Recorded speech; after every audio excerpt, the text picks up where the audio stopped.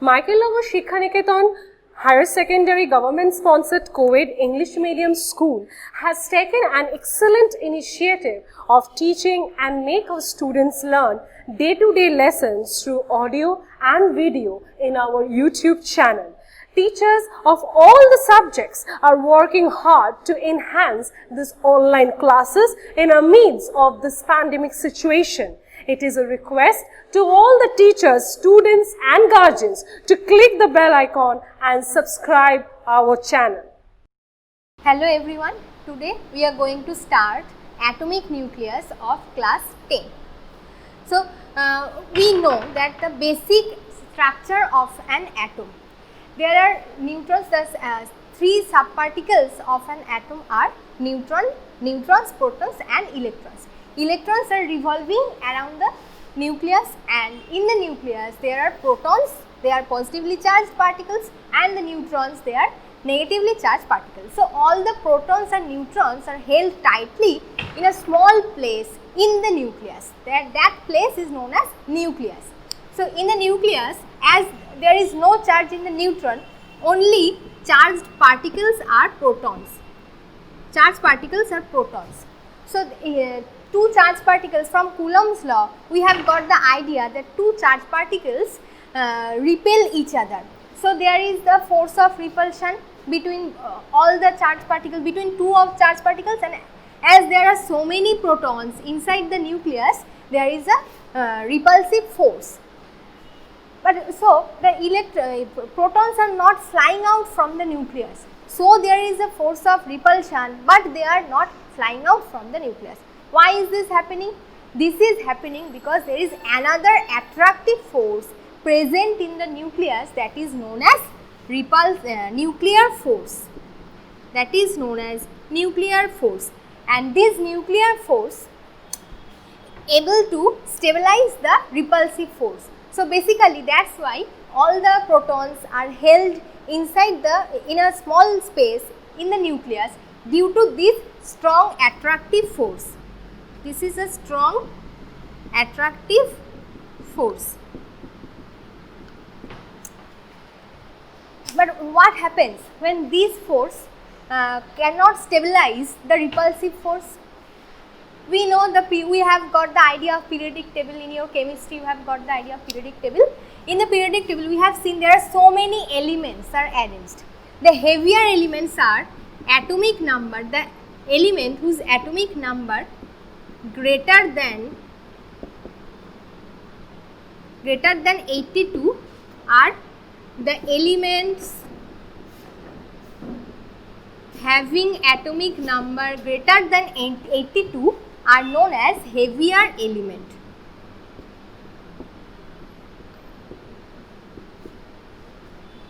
Heavier element. So, what is the difference between a lighter element and a heavier element? In the heavier element, the ratio of protons and neutrons are more than 1. Suppose we are studying the case of uranium. Uranium 238 is the mass number of uranium and atomic number is 92. So, we know how to calculate the number of neutrons.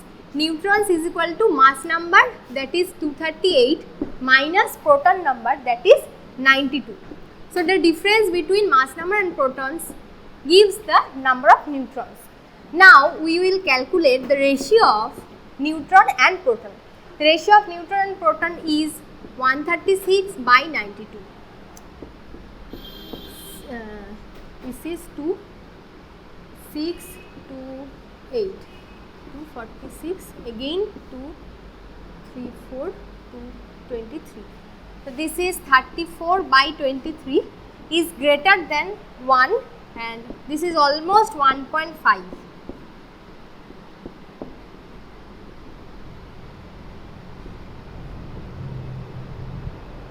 If we calculate this, we will get the result that the ratio of n by p is almost 1.5. When the ratio in a particular element, the ratio of neutron and proton is close to 1.5, then the particular element will be radioactive in nature. Why is this radioactive in nature, and what is radioactivity?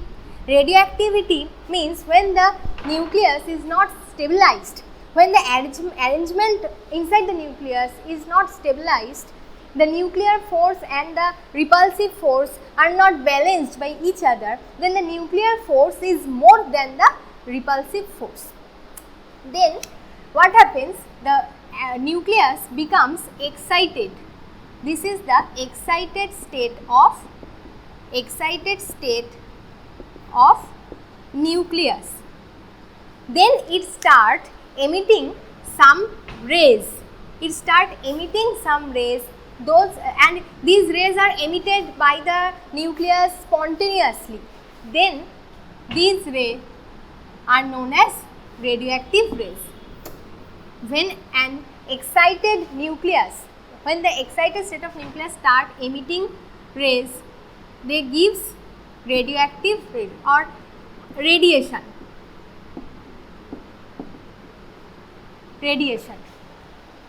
So this is the cause of radioactivity. When the structure inside the nucleus is not stabilized, then the nucleus try to stabilize itself by emitting some radioactive rays.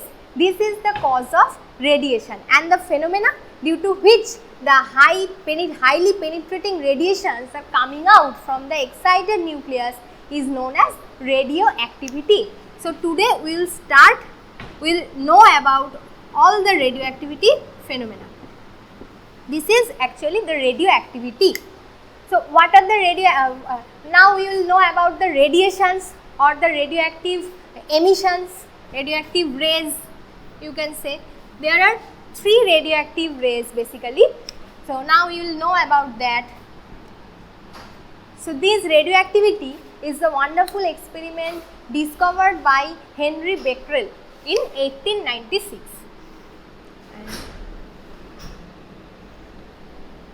Suppose this is a block of lead, thick block of lead, and inside this lead there is a cavity made.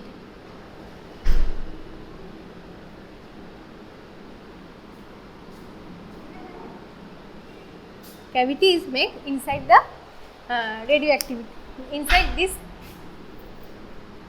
block, and here we are applying some electric field, strong electric field. Suppose this is positive and this is negative electric field, and here we are placing a photographic plate over the block of lead, and here we are keeping a radioactive source.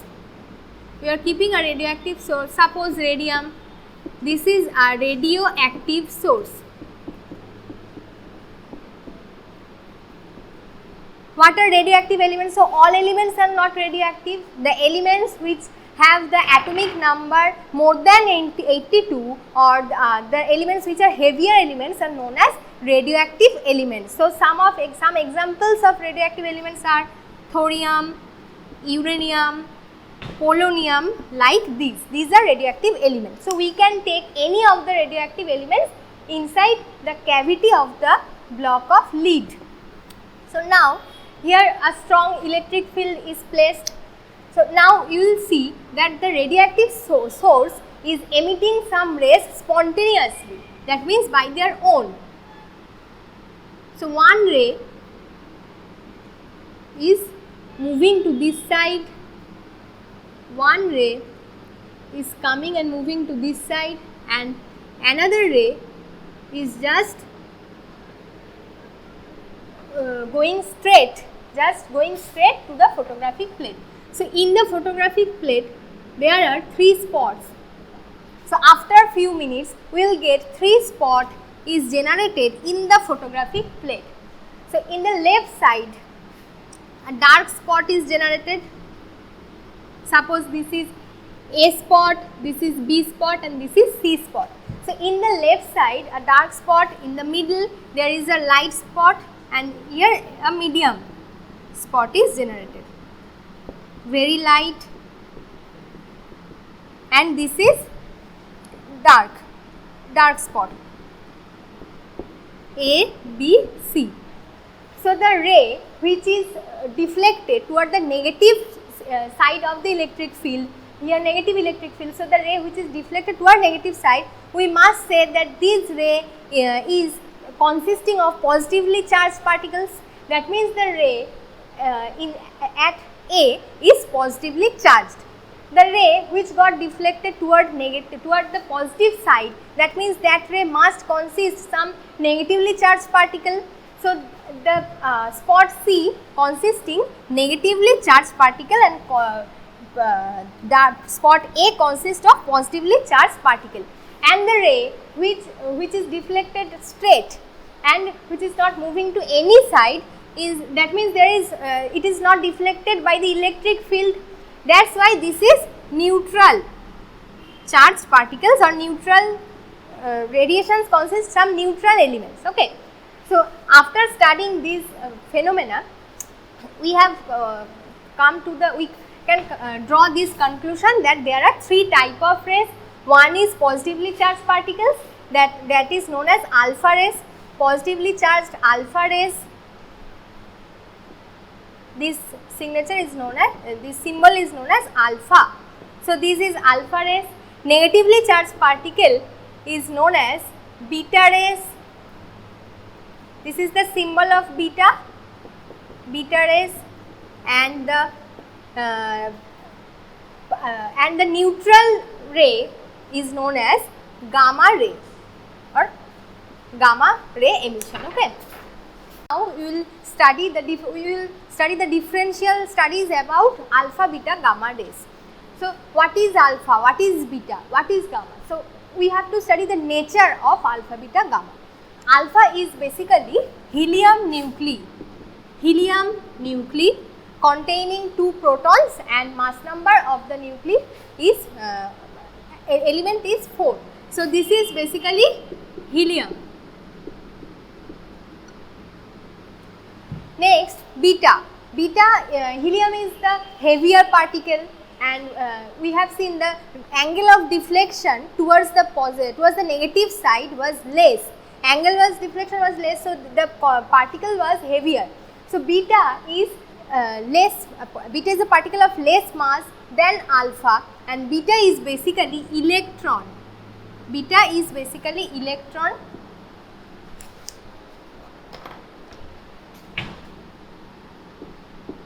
Electrons. And gamma is an electromagnetic wave, just as light, just same as light. So this is electromagnetic wave.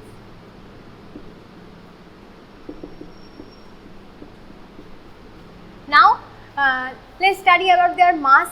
We have seen that helium particle is heavier.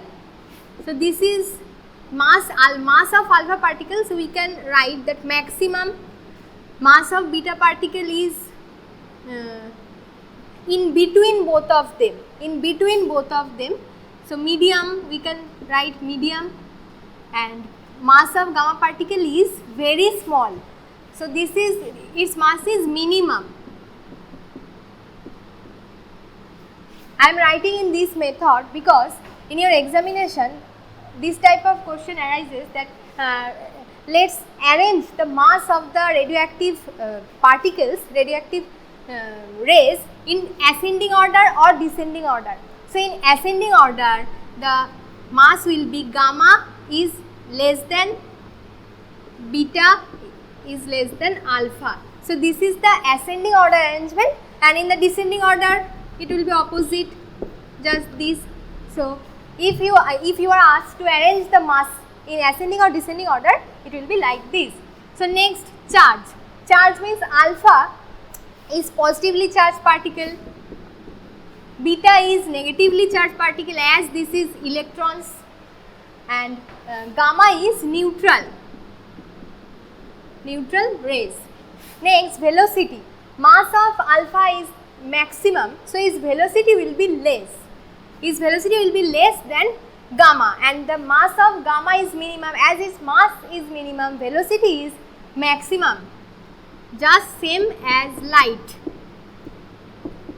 And the velocity of beta particles, beta rays, are 3/5 of c.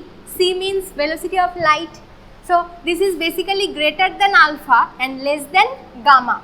and velocity of alpha particle is 1/10th of c. 1/10th of c. So, according to velocity, if I arrange them in descending order, suppose, so velocity of gamma particle is the greatest. So, gamma is greater than beta is greater than alpha according to velocity. Next, ionization power. So, if a gas is kept in front of the alpha rays, then alpha particle will ionize the whole amount of gas. So, the ionization power is maximum for alpha particles. For beta particles it is medium, and there is no ionization effect of gamma. So, this is low. Penetration power, again penetration power of gamma particle, penetration power of gamma particle is the most. It is the most penetration power. So, we can write here maximum amount of penetration power. Penetration power means the capacity to come into a metal sheet. To come across a metal sheet is known as penetration power, which is most in the case of gamma and minimum in the case of alpha, and this is again medium. So, according to ionization power, alpha is greater than beta is greater than gamma. According to penetration power, gamma is greater than beta is greater than alpha. Amount of charge, as alpha particle means helium nuclei and helium contains 2 protons. So, its charge is 3.2 into 10 to the power minus 19 coulomb. Next, beta contains electron. So, charge of electron is equal to charge of beta, which is 1.6 into 10 to the power minus 19 coulomb, and charge of gamma particle is 0 because it is neutral. So, nil. So, this is the differential study of alpha, beta, gamma, and in your examination these type of questions are important. So, arrange them in descending or ascending order. This type of questions you have to practice. Okay. We will study about the laws of radioactive emission. We have seen that when the heavier element is not stabilized, the nucleus of the heavier element is not stabilized, it starts disintegrating itself by emitting some highly radiations. Those radiations are known as radioactive radiations. Now, the element from which radioactive emissions started, it is known as parent element or parent nuclide. Parent nuclide, the nucleus of the element is known as parent nuclide, and after emitting some rays, it gets a completely new character. That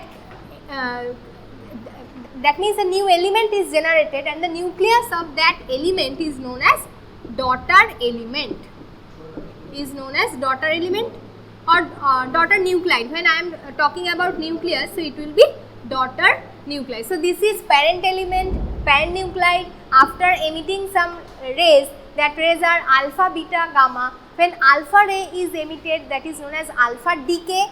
Decay because there is some change. Suppose this is the heavier element, its mass number is A and atomic number is Z, and after decaying one alpha particle, alpha means what? Alpha means helium. It is transmuted into a new element that is known as daughter element. X1 is the daughter element, and as you can see that the mass number will be decreased by 4 because of helium is generated. So, mass number will be A minus 4, and the atomic number is also decreased by 2 because in helium there is already 2 protons. So, it will be 2. So, basically when an alpha particle is emitted by a parent element, a new element is generated known as daughter element, and its mass number is reduced by 4, and the proton number or atomic number is also reduced by 2. So, in the periodic table it will be daughter nuclide will be 2 places behind the parent nuclide. So example, we can study one example. Suppose uranium 238 92